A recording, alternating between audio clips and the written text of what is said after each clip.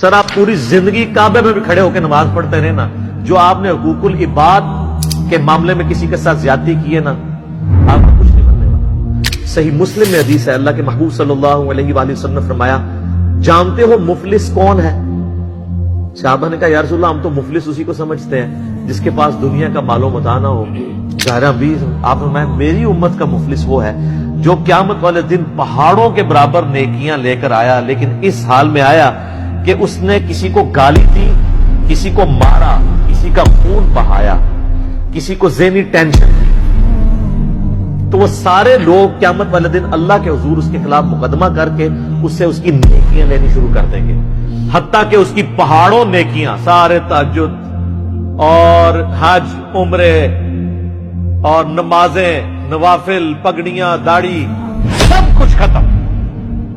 ابھی بھی کچھ لوگ باقی ہوں گے، وہ کہیں گے یا اللہ ہم نے بھی بدلہ لینا ہے۔ اللہ کہے گا اس کی تو نیکیاں ختم ہو گئی، تو اب یوں کیا جائے گا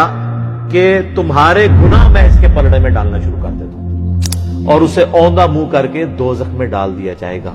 اسی لیے میرے بھائیوں سورۃ النساء میں آیا کہ جو لوگ یتیموں کا مال ناحق ہڑپ کر رہے ہیں اپنے پیٹوں میں دوزخ کی آگ بھر